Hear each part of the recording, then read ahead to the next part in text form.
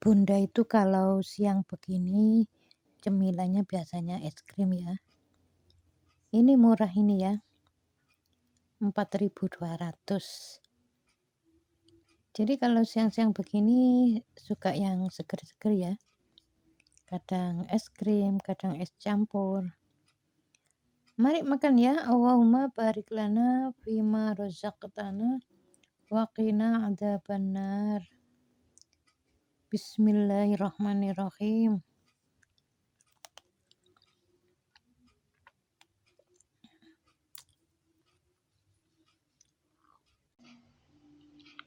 Bismillahirrahmanirrahim. Assalamualaikum warahmatullahi wabarakatuh. Ini ada pertanyaan. Suami saya sudah bertahun-tahun kena asam urat, belum sembuh. Kalau dari sisi akhlak apakah yang harus diperbaiki? Jangan kasar terhadap keluarga kalau tidak kepingin asam urat ya. Pokoknya kalau pingin asam uratnya sembuh, mulai sekarang berhenti tidak kasar terhadap keluarga. Keluarga itu maksudnya ya bukan hanya istri dan anak saja ya, terhadap orang tua, mertua. Jangan kasar. Itu kunci sudah. Pokoknya kalau masih kasar itu maksudnya ya misalnya menyuruh anak sholat, anaknya dipukul, atau anaknya nggak dipukul tapi bawa sapu dipukulkan ke dinding sampai putus. Nah itu kan namanya kasar. Harusnya ya dengan kata-kata yang lembut, nak sudah azan, yuk sholat yuk. Itu kan beda dengan sholat, kamu ini dasar. Nah itu kasar. Ingat ya, jadi bunda ini tidak ada asam urat karena memang saya praktekkan seperti itu. Jadi Rasul itu mencontohkan akhlak yang baik, ternyata benar. Kalau nggak kasar dengan keluarga, walaupun sering makan kacang, saya ini sering beli kacang ya, kacang macam-macam, kacang almond yang digoreng-goreng, kacang tanah, itu tidak akan bikin asam urat. Jadi selama ini orang beranggapan kalau makan kacang-kacangan nanti asam urat. Ya seberapa, kalau makannya itu hanya 5 sendok, 6 sendok itu kan nggak terlalu banyak. Itu kan normal ya. Jadi kalau dari makan makanan bisa menyebabkan asam urat itu hanya sekitar 20%. Sebagian besar orang yang kena asam urat itu memang kasar. Terhadap keluarga itu kasar. Kalau nggak percaya, tanya. Jadi orang-orang yang kasar beda dengan orang yang lembut. Jadi orang yang lembut itu kalau menyuruh anak sholat, nak, sholat ya nak, sudah azan. Saya sudah cukup. Nggak usah ngomong yang macam-macam, apalagi membentak-bentak, mukul-mukul. Walaupun tidak mukul ke anak, mukul ke dinding ya sama saja, itu namanya kasar. Pokoknya kalau pakai emosi itu namanya kasar. Itu nanti bisa menyebabkan asam urat. Mengenai asma, penyakit asma ini biasanya disebabkan amarah yang dipendam. Kalau amarahnya yang dikeluarkan itu tidak akan menyebabkan asma tapi menyebabkan penyakit jantung. Jadi kalau marah itu disimpan atau dikeluarkan sama-sama bahaya ya. Disimpan menyebabkan penyakit asma, kalau dikeluarkan menyebabkan penyakit jantung. Yang harus dilakukan adalah tidak menyimpan dan tidak mengeluarkan, tapi menyelesaikan. Jadi menyelesaikannya itu yang harus dilakukan. Jadi setelah dapat solusi seperti ini ya, ada orang yang sudah berpuluh-puluh tahun kena penyakit asma, alhamdulillah. Jadi yang menyebabkan marah itu apa? Itu diselesaikan. Oh ini ya, mulai sekarang berhenti, jangan marah. Marah yang disimpan jangan, marah yang dikeluarkan jangan. Coba selesaikan masalahnya agar tidak menyebabkan marah yang disimpan. Ya setelah diselesaikan ya, mencoba solusi itu, ya alhamdulillah diberikan kesembuhan oleh Allah. Padahal ya sudah berpuluh-puluh tahun ya.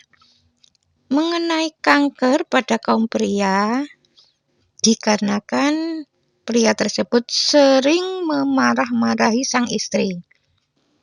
Jadi kalau ada istri sering dimarahin suami, si istri nggak boleh bersedih ya. Tunggu nanti tanggal mainnya. Suatu saat si suami yang sering memarah-marahi istri ini, suatu saat akan diberi peringatan oleh Allah dengan kanker. Kalau laki-laki karena nggak punya payudara ya kanker prostat. Jadi yang harus dilakukan kalau ingin sembuh, berhenti tidak memarah-marahi istri dan minta maaf pada istri, serta mohon ampun pada Allah, bertobat, berjanji nggak ngulangi. Jadi kunci kesembuhan itu minta maaf dan berjanji nggak mengulangi. Kalau masih mengulangi ya nanti bisa kambuh lagi kankernya.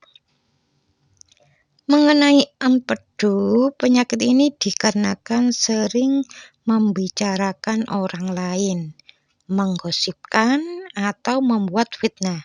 Biasanya kalau menggosipkan istri atau suami atau anak itu cepat sekali kena hukuman ya.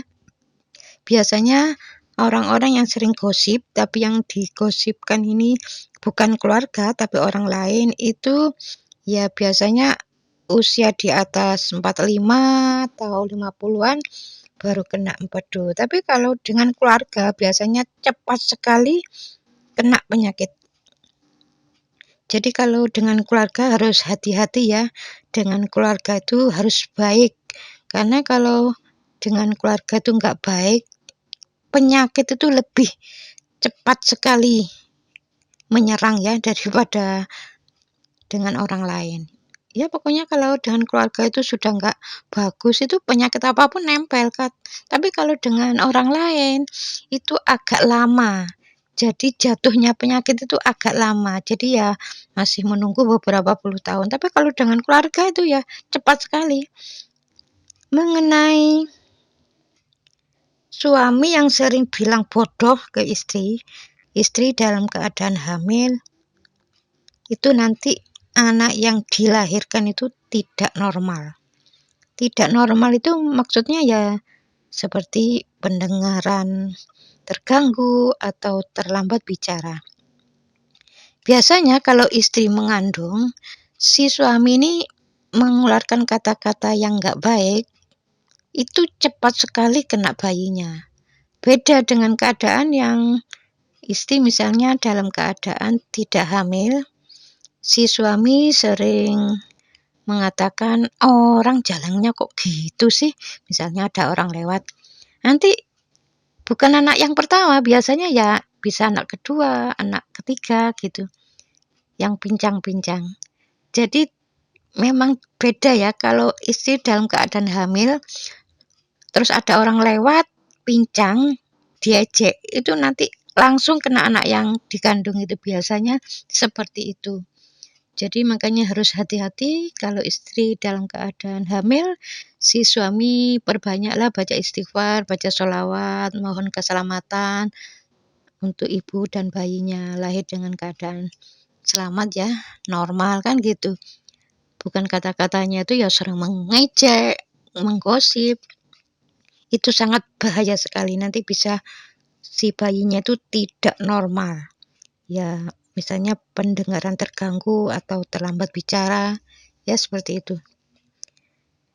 Ya, mudah-mudahan video ini ada manfaatnya ya. Assalamualaikum warahmatullahi wabarakatuh.